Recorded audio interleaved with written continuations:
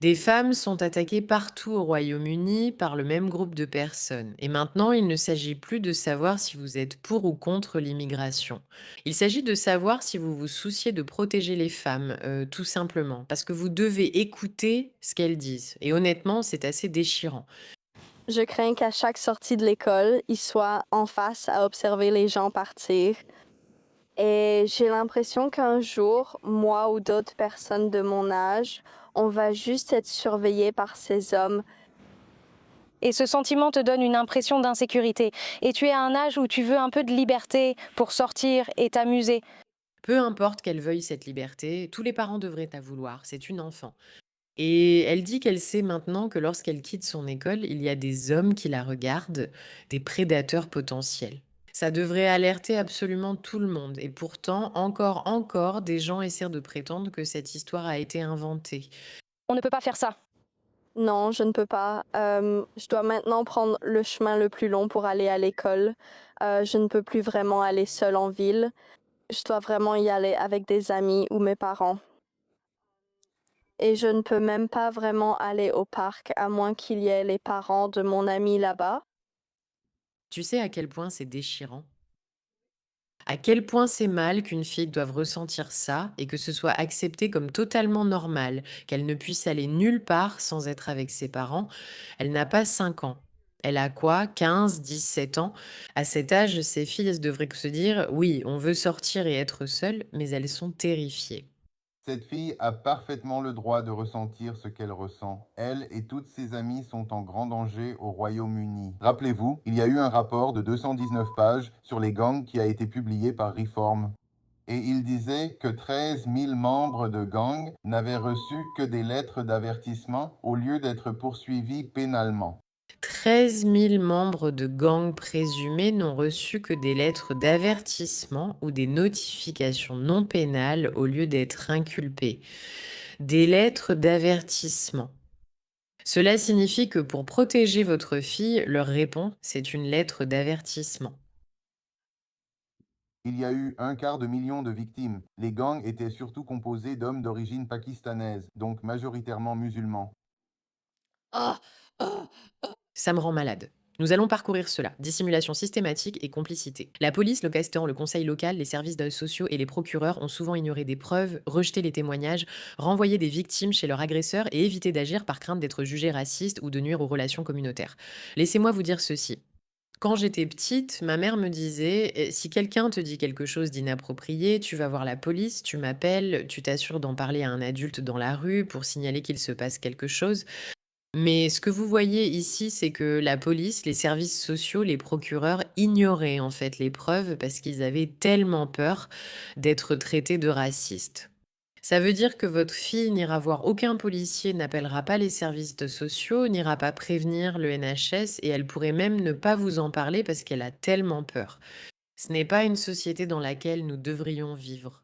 Et malheureusement, les histoires empirent, hein, parce que cette fille, en fait, elle a juste du bon sens, mais il y a des personnes qui racontent réellement ce qui leur est arrivé.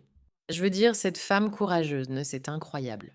La vraie justice commence quand ils arrêtent aussi de nous voir comme un objet dont ils peuvent se débarrasser, se renvoyer la balle et balayer l'affaire sous le tapis. Et comme si personne n'allait le savoir ou que personne n'allait cliquer sur notre avis.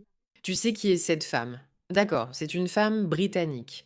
Elle a brisé le silence et dénoncé le traitement inhumain des victimes blanches par les gangs pakistanais et l'establishment politique britannique. Elle a été droguée, enfermée dans des appartements, enchaînée à plusieurs reprises pendant 5 ans à partir de l'âge de 13 ans par des gangs. Le Parti travailliste ignore les préoccupations des ouvriers ordinaires. C'est fou. Cette personne écrit ici: des milliers de jeunes filles britanniques blanches vulnérables sont systématiquement manipulées, suivies, trafiquées, blablabla. Oxford, d'accord? Ce n'est pas seulement ailleurs, ça arrive aussi à Oxford. Les autorités, la police et les politiciens savaient, mais ils ont étouffé l'affaire pour protéger le mariage. Ils ne vont pas surveiller tout le monde en face. D'accord, voyons ce qui vient de se passer. Dit et l'humanité en eux.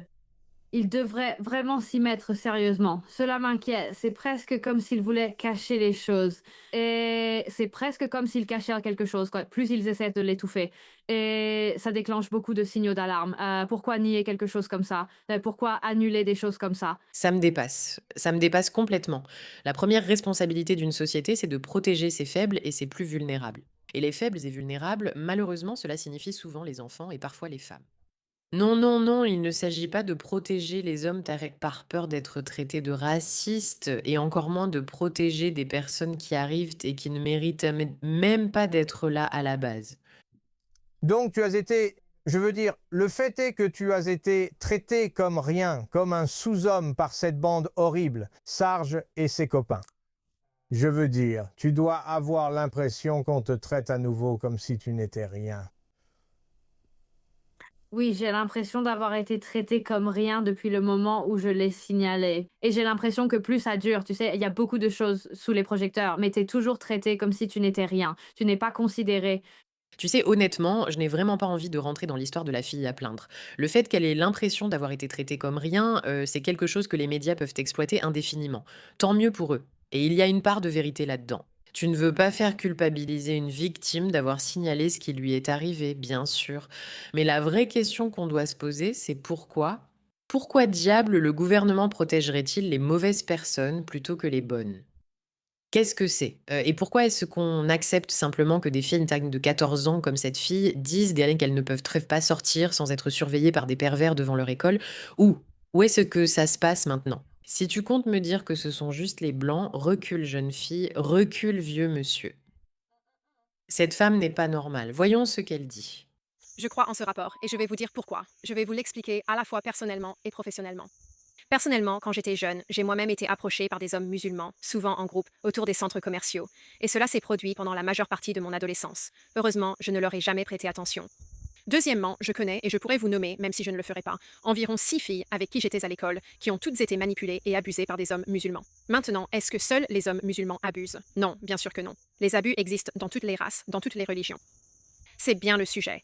Dans cette communauté, il y a une tendance. Toutes les filles auxquelles je pense sont sikhs, hindoues ou musulmanes. Et à l'époque, Je veux dire, cela a aussi un peu changé le récit. Il ne s'agit pas de protéger les personnes blanches contre les pauvres personnes opprimées. Cela se produit partout. les hommes incitaient les filles à sécher les cours, les rejoindre à Birmingham, traîner avec eux, monter dans leur voiture et boire de l'alcool. Et à de nombreuses reprises, on m'a invitée et j'ai refusé à chaque fois.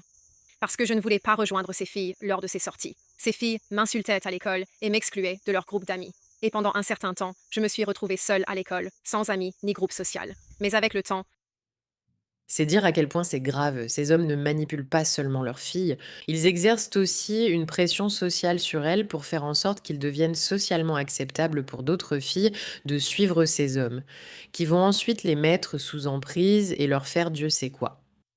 C'est dire à quel point c'est profondément systémique. Ils ne pensent pas seulement à comment s'en sortir avec un acte isolé. Ils instaurent une culture où non seulement les filles fuient l'école, mais incitent aussi d'autres à faire pareil. Ces jeunes filles naïves sont littéralement instrumentalisées par ces réseaux de prédateurs pour pousser d'autres filles à faire la même chose. C'est insensé. tu as vu la vie de ces filles être détruite. Elles disparaissèrent de l'école à force de s'absenter ou devenaient l'ombre dépressive d'elles-mêmes. Et bien sûr, elles ont eu des problèmes avec leur propre famille quand celles-ci ont découvert qu'elles, soi-disant, traînaient avec ces hommes musulmans, des hommes plus âgés, évidemment. Et maintenant, avec le recul, je peux voir qu'elles étaient mises sous emprise. Donc j'ai vu dans ma propre vie ce qui est arrivé à ces filles. Et d'une certaine manière, ma conscience ne me permettait pas de m'engager dans ce genre de comportement, ni de m'associer à elles. Et je pense que ma vie spirituelle, en grandissant, m'a sauvée. Puis-je simplement dire à tous les parents qui regardent ceci et qui paniquent à l'idée que cela puisse arriver à leurs enfants, rappelez-vous, donnez à votre enfant une boussole intérieure plus forte, donnez à votre enfant la capacité de résister à la pression sociale, même si c'est vraiment difficile, sera un facteur extrêmement important dans sa vie. Cette fille, elle a été sauvée simplement parce qu'elle a fait confiance à son intuition et qu'elle n'a pas cédé, même si la pression sociale l'a poussée encore et encore. Et peut-être qu'à cause de cela, elle peut aujourd'hui être qui elle est. N'oubliez jamais cela. Il ne s'agit pas seulement de lutter contre les systèmes extérieurs et d'essayer de faire en sorte que ces personnes soient tenues responsables de ce qu'elles font. Et de mettre physiquement en place une sorte de barrière pour empêcher que ce genre d'action se produise. Mais il s'agit aussi de pouvoir apprendre à nos jeunes enfants à se défendre eux-mêmes et à ne pas se laisser avoir, même si c'est vraiment difficile. Ensuite, professionnellement, j'ai travaillé avec des victimes de gangs. J'ai travaillé avec plusieurs filles et femmes musulmanes qui ont été victimes des conséquences de familles fortement endoctrinées qui leur imposent des règles très strictes. Mariage, grossesse et membres masculins de la famille. Il y a un problème à ce sujet dans la communauté. Et si ce n'est pas reconnu, alors de plus en plus de femmes et de filles vont être maltraitées et exploitées à l'intérieur comme à l'extérieur de la culture. Elles vont continuer à souffrir. La question de la religion et du racisme est importante parce qu'elle met en évidence une tendance. Elle met en évidence un schéma. Elle met en évidence les causes sous-jacentes des abus qui se produisent dans ce groupe. Je le sais parce que je suis née et j'ai grandi dans la communauté islamique, qui a aussi eu ces problèmes de maltraitance d'enfants. Et c'est un sujet dont je parle et dont je m'occupe également auprès des victimes. Les agresseurs utiliseront n'importe quelle doctrine qu'ils peuvent trouver pour justifier leurs abus. Et dans ce cas, avec ce rapport, nous voyons que non seulement cela concerne principalement un groupe particulier, mais qu'il existe aussi des liens avec tout un système en Angleterre, en Grande-Bretagne, d'étouffement systématique des informations sur ces abus. Et il faut faire quelque chose à ce sujet. La Grande-Bretagne ne peut pas continuer comme si rien ne s'était passé, sachant que cela est arrivé à ses propres jeunes filles, à ses enfants et à ses femmes, qui en souffrent encore aujourd'hui à cause de ce qui s'est passé pendant des décennies. Vous savez, parfois, je me demande vraiment si nous vivons dans une simulation, si tout cela est faux, parce qu'il me semble que lorsque vous entendez parler de réseaux de prédation systématique qui ont été totalement acceptés par vos systèmes médicaux, vos forces de police, vos systèmes éducatifs, vos systèmes sociaux, quelque chose là-dedans me donne envie de m'arracher les cheveux et de me battre pour cette cause pour toujours et rien d'autre. Et pourtant, d'une manière ou d'une autre, il y a encore des gens qui restent hésitants, indécis à ce sujet. Je suis désolée, on ne parle pas d'une histoire, ni de 10, ni de 100, ni même de 1000 histoires. On parle de centaines de milliers d'histoires, tout est suivi, documenté, systématique, et pourtant, d'une manière ou d'une autre, on continue encore à se demander pourquoi tout le gouvernement britannique n'a pas démissionné. Je veux dire, comment se fait-il que personne ne soit réellement tenu responsable des dégâts causés à ces jeunes filles? Où en sommes-nous en tant que société si ce n'est pas notre priorité absolue? Et ces histoires ne viennent pas seulement de personnes extérieures, ce sont de jeunes gens qui vivent réellement cela. Écoutez ce qu'ils ont à dire. Il y a eu un appel une fois où elle a essayé de signaler ma disparition et a dit que j'étais emmenée par des hommes asiatiques et que j'étais maltraitée. La personne qui a pris l'appel lui a dit « Ne les décrivez pas comme des hommes asiatiques, c'est raciste. Soyez simplement contente que votre enfant découvre une autre culture. » Il y a eu un appel une fois. La personne qui a pris l'appel lui a dit que tu vois, tu vois, tu le vois, tu peux le voir. Et d'ailleurs, c'est partout. Ce n'est pas seulement au Royaume-Uni. Des étudiantes ont été violées après avoir été contraintes de vivre dans un complexe aux côtés de 125 réfugiés pour favoriser l'intégration.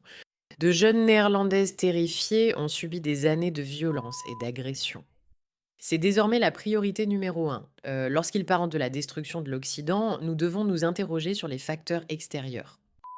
Ils sont énormes, ils posent un problème, et chacun de ces hommes devrait être enfermé à vie et incarcéré. Nous devons aussi évoquer nos failles et la manière dont nos systèmes ont engendré des personnes qui réagissent en disant «Ne dites pas que c'était des hommes asiatiques, c'est raciste». Au lieu de dire «Je suis désolé, je n'arrive pas à croire que cela t'est arrivé», nous envoyons de l'aide immédiatement. Merci de votre attention à ce sujet.